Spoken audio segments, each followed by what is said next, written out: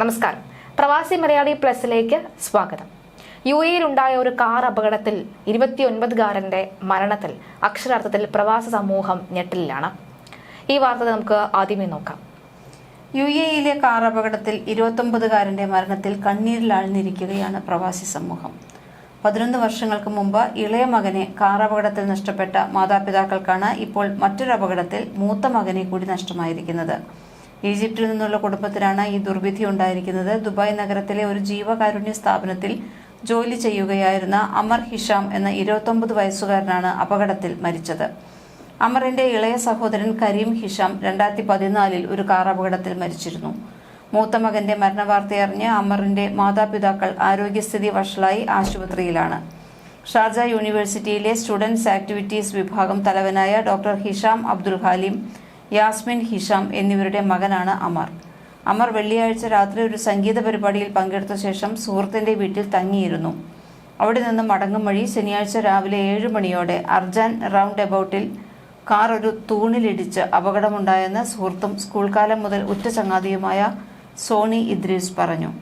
ഉടൻ ആശുപത്രിയിൽ എത്തിച്ചെങ്കിലും മരണം സംഭവിക്കുകയായിരുന്നു. UAE-യിൽ ജനിച്ചു വളർന്ന അമറിന്റെ മൃതദേഹം ഞായറാഴ്ച ഷാർജയിൽ അദ്ദേഹത്തിന്റെ സഹോദരൻ കരീമിനെ അടക്കം ചെയ്ത സ്ഥലത്തിന് സമീപം തന്നെ ഖബറടക്കുകയായിരുന്നു. പ്രവാസി ലോകത്തൊരു വേദനയുള്ള ഒരു വാർത്ത തന്നെയാണ്. മറ്റു വാർത്തയിലേക്ക് കൂടി കിടക്കുന്നു. UAE-യിലെ സുപ്രധാന നയങ്ങൾക്ക് ദുബായ് കിരീടാവകാശി Sheikh Hamdan bin Mohammed bin Rashid Al Maktoum അംഗീകാരം നൽകി. ഇതോടെ നിരവധി തൊഴിലവസരങ്ങളാണ് UAE-യിൽ ഒരുങ്ങുന്നത്. ലോകത്തിലെ ഏറ്റവും മനോഹരവും ജീവിക്കാൻ കഴിയുന്നതും ആരോഗ്യകരവുമായ നഗരങ്ങളിൽ ഒന്നാക്കി ദുബായിയെ മാറ്റുക എന്ന ലക്ഷ്യത്തോടെ ഈ നീക്കം വരികയാണ്. ഏവിയേഷൻ ടാലന്റ് 33 എന്ന പുതിയ സംരംഭത്തിലൂടെ 15,000 പുതിയ തൊഴിലവസരങ്ങളാണ് നൽകുന്നത്. ദുബായിയുടെ വ്യോമയാന മേഖലയിൽ 15,000 അവസരങ്ങളും 4,000-ലധികം പരിശീലന നൈപുണ്യ വികസന അവസരങ്ങളുമാണ് നൽകുന്നത്.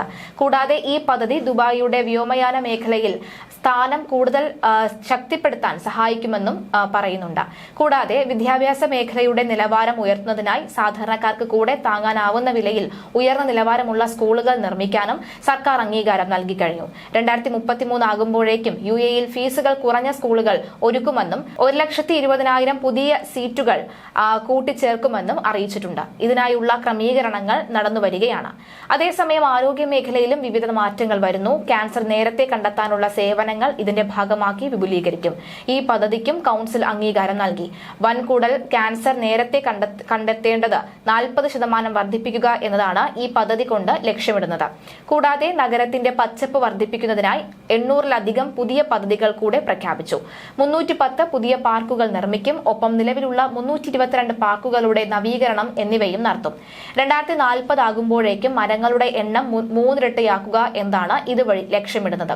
ദുബായിയെ ഒരു ആഗോള കായിക കേന്ദ്രമാക്കി മാറ്റുക എന്ന ലക്ഷ്യത്തിൽ സ്പോർട്സ് സെക്ടർ സ്ട്രാറ്റജിക് പ്ലാൻ 2033 അംഗീകാരം നൽകി. ഇതുവഴി കായിക പ്രതിഭകളെ കണ്ടെത്താനും അവർക്ക് ആവശ്യമായ പരിശീലനങ്ങൾ നൽകാനും ലക്ഷ്യമിടുന്നുണ്ട്. അതേസമയം ലോകത്തിലെ മികച്ച 3 സാമ്പത്തിക കേന്ദ്രങ്ങളിൽ ഒന്നായി ദുബായിയെ മാറ്റുക എന്ന ലക്ഷ്യത്തോടെ ഈ വികസന പ്രവർത്തനങ്ങൾക്ക് തുടക്കം കുറിക്കുകയാണ്. ഇതിന്റെ പ്രധാന ഹൈലൈറ്റ് എന്ന് പറയുന്നത് 15,000 തൊഴിലവസരം. അത് തന്നെയാണല്ലേ.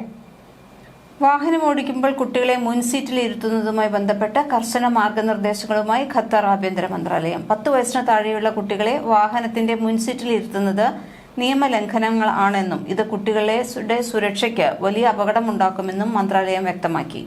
വാഹനങ്ങളിൽ കുട്ടികൾക്ക് സുരക്ഷിതമായ ഇരിപ്പിടം ഒരുക്കേണ്ടത് ഓരോരുത്തരുടെയും കടമയാണെന്ന് ആഭ്യന്തര മന്ത്രാലയം വ്യക്തമാക്കുന്നു. 10 വയസ്സ് താഴെയുള്ള കുട്ടികളെ മുൻസീറ്റിൽ ഇരുത്തുന്നത് ട്രാഫിക് നിയമത്തിലെ ആർട്ടിക്കിൾ 55 ക്ലോസ് 3 പ്രകാരം കുറ്റകരമാണ്. ഇത്തരം കുട്ടികൾക്ക് അപകടമുണ്ടായാൽ ഗുരുതരമായ പരിക്കേൽക്കാനുള്ള സാധ്യത മുതിർന്നവരെ അപേക്ഷിച്ച് 8 മടങ്ങ് കൂടുതലാണെന്നാണ് മന്ത്രാലയം പറയുന്നത്. മുൻസീറ്റിലെ എയർബാഗുകൾ മുതിർന്നവരെ സംരക്ഷിക്കാൻ വേണ്ടിയാണ് രൂപകൽപ്പന ചെയ്തിരിക്കുന്നത്. എന്നാൽ കുട്ടികളുടെ ചെറിയ ശരീരത്തിന് ഈ എയർബാഗുകളുടെ ശക്തി അപകടകരമാകും. ചിലപ്പോൾ ജീവന് നഷ്ടപ്പെട്ടേക്കാം. അതിനാൽ കുട്ടികളെ എപ്പോഴും പിൻസീറ്റിൽ തന്നെ ഇരുത്തണം. കുട്ടികൾക്ക് അവരുടെ പ്രായത്തിനും ശരീരഭാരത്തിനും അനുയോജ്യമായ ചൈൽഡ് സേഫ്റ്റി സീറ്റുകൾ ഉപയോഗിക്കണം. ഈ സീറ്റുകൾ വാഹനത്തിൽ ശരിയായി ഘടിപ്പിച്ചിട്ടുണ്ട് എന്ന് മുതിർന്നവർ ഉറപ്പുവരുത്തണം. യാത്ര ചെയ്യുമ്പോൾ എപ്പോഴും സീറ്റ് ബെൽറ്റ് ധരിക്കേണ്ടത് അത്യാവശ്യമാണ്. യാതൊരു കാരണവശാലും കുട്ടികളെ വാഹനത്തിൽ തനിച്ചാക്കി പോകരുത്. ഇത് വളരെ അപകടകരമായ പ്രവൃത്തിയാണ്. കുട്ടികളുടെ സുരക്ഷ ഉറപ്പാക്കേണ്ടത് ഓരോ പൗരന്റെയും ഉത്തരവാദിത്തമാണെന്ന് മന്ത്രാലയം ഓർമ്മിപ്പിച്ചു. ഈ നിയമം പാലിക്കാത്തവർക്കെതിരെ കർശന നടപടിയെടുക്കും. കുട്ടികളുടെ സുരക്ഷയാണ് ഏറ്റവും പ്രധാനം. അതിനാൽ എല്ലാവരും ഈ നിയമം പാലിക്കണമെന്നും നിർദ്ദേശമുണ്ട്. UAE-യിലെ സ്കൂളുകൾക്ക് 4 ആഴ്ചത്തെ ശീതകാല അവധിയാണ് ഈ വർഷം ലഭിക്കുന്നത്. ഡിസംബർ 2, 3 തീയതികളിലെ ദേശീയ ദിനാഘോഷങ്ങൾക്ക് ശേഷം ഡിസംബർ 8 മുതൽ ജനുവരി 4 വരെയാണ് അവധി. ജനുവരി 5-ന് ക്ലാസുകൾ പുനരാരംഭിക്കും.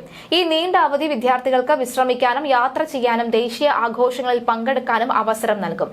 സ്കൂളുകളുടെ ശീതകാല അവധി 3 ആഴ്ചയിൽ നിന്ന് 4 ആഴ്ചയായി നീട്ടിയത് നാട്ടിലേക്ക് പോകാൻ വേണ്ടി തയ്യാറെടുക്കുന്ന പ്രവാസികൾക്ക് ഗുണം ചെയ്യും. അവധി നേരത്തെ പ്രഖ്യാപിച്ചതിനാൽ വിമാന ടിക്കറ്റുകൾ വിലക്കുറവിൽ മുൻകൂട്ടി ബുക്ക് ചെയ്യാൻ സാധിക്കും. തിരക്കേറിയ ക്രിസ്തുമസ്, പുതുവത്സര സമയത്ത് ടിക്കറ്റ് നിരക്ക് കുതിച്ചുയരും. അത് മുൻകൂട്ടി കണ്ട് നേരത്തെ ടിക്കറ്റുകൾക്ക് ബുക്ക് ചെയ്യാനും സാധിക്കും. വിദ്യാഭ്യാസ മന്ത്രാലയം 2025-26 അധ്യയന വർഷത്തേക്കുള്ള പൊതു സ്വകാര്യ സ്കൂളുകൾക്കായി ഏകീകൃത അധ്യയന കലണ്ടർ അംഗീകരിച്ചു കഴിഞ്ഞു. അതിൽ അവധി വ്യക്തമായി പറഞ്ഞിട്ടുണ്ട്. ഓഗസ്റ്റ് 25-നാണ് ഈ വർഷത്തെ അധ്യയന വർഷം ആരംഭിച്ചത്. UAE വിദ്യാഭ്യാസ മന്ത്രാലയത്തിന്റെ പൊതുവായ കലണ്ടർ ആണ് ഇതെങ്കിലും ദുബായ് KHDA-യുടെ കീഴിലുള്ള ചില ഇന്ത്യൻ കരിക്കുലം സ്കൂളുകൾക്ക് അവധിയുടെ രീതിയിലും ദൈർഘ്യത്തിലും നേരിയ മാറ്റങ്ങൾ വരാൻ സാധ്യതയുണ്ട്. അവധിക്ക് ശേഷം സ്കൂളുകൾ പുനരാരംഭിക്കുന്ന ജനുവരി 5-ന് കുട്ടികൾ നിർബന്ധമായും ക്ലാസുകളിൽ ഹാജരാകണമെന്ന് അധികൃതർ നിർദ്ദേശിച്ചിട്ടുണ്ട്. നാട്ടിലെ ടിക്കറ്റ് ചെലവ് കുറയ്ക്കാൻ വേണ്ടി തിരികെ വരുന്നത് വൈകിപ്പിക്കുന്നത് ഒഴിവാക്കണമെന്നും സ്കൂളുകൾ രക്ഷിതാക്കൾക്ക് മുന്നറിയിപ്പ് നൽകിയിട്ടുണ്ട്. പല സ്കൂളുകളിലും ഗ്രേഡ് 2 മുതൽ 12 വരെയുള്ള ആദ്യ റൗണ്ട് രക്ഷാകൃത അധ്യാപക കൂടിക്കാഴ്ചകൾ പൂർത്തിയായതായാണ് റിപ്പോർട്ട്. ബോർഡ് പരീക്ഷ എഴുതുന്ന വിദ്യാർത്ഥികൾക്കുള്ള ആദ്യ പ്രീ ബോർഡുകൾ പരീക്ഷകൾ നവംബർ 7 മുതൽ 22 വരെ നടക്കും. ഇവയ്ക്ക് ശേഷം ഡിസംബർ പകുതി വരെ നീണ്ടു നിൽക്കുന്ന രക്ഷാകൃത അധ്യാപക കൂടിക്കാഴ്ചകൾ നടക്കും. ഗ്രേഡ് 5 മുതലുള്ള വിദ്യാർത്ഥികൾക്ക് ടേം അവസാന പരീക്ഷകൾ ഇതിനോടകം തന്നെ ആരംഭിച്ചിട്ടുണ്ട്. അതേസമയം ഗ്രേഡ് 10, 12 ക്ലാസുകളിലെ വിദ്യാർത്ഥികൾ ബോർഡ് പ്രാക്ടിക്കലുകൾക്കും വൈവൈ പരീക്ഷകൾക്കും ഒപ്പം അവരുടെ ആദ്യ പ്രീ ബോർഡുകളും എഴുതേണ്ടി വരും. ഇതിനുശേഷമാണ് കുട്ടികൾ വെക്കേഷനിലേക്ക് പോകുന്നത്. ഈദ് ശൈത്യകാലാവധികളിൽ യാത്രയ്ക്ക് തയ്യാറെടുക്കുന്നവരാണോ നിങ്ങൾ? എങ്കിൽ വിസയ്ക്ക് അപേക്ഷിക്കാതെ തന്നെ ഈ സ്ഥലങ്ങളിൽ UAE-യിൽ നിന്ന് സന്ദർശിക്കാം. നിങ്ങളുടെ ദേശീയത പരിഗണിക്കാതെ വിസ ഓൺ അറൈവൽ അല്ലെങ്കിൽ വിസ രഹിത പ്രവേശനം നൽകുന്ന ഈ 4 രാജ്യങ്ങൾ പ്രവാസികൾക്ക് തിരഞ്ഞെടുക്കാവുന്നതാണ്. ദുബായിൽ പ്രവർത്തിക്കുന്ന ട്രാവൽ ഏജൻസികൾ വ്യക്തമാക്കുന്നതനുസരിച്ച് വിസ ഓൺ അറൈവൽ ഓപ്ഷനുള്ള ജോർജിയയും അസർബൈജാനുമാണ് നിലവിൽ ഏറ്റവും കൂടുതൽ UAE നിവാസികൾ സന്ദർശിക്കുന്നത്. അതിനാൽ ആദ്യ ലിസ്റ്റുകളിൽ നിൽക്കുന്നതും ഈ 2 രാജ്യങ്ങൾ തന്നെയാണ്. വിസ ഓപ്ഷൻ എന്നത് ഈ വിസ അല്ലെങ്കിൽ വിസ ഓൺ അറൈവൽ ആണ്.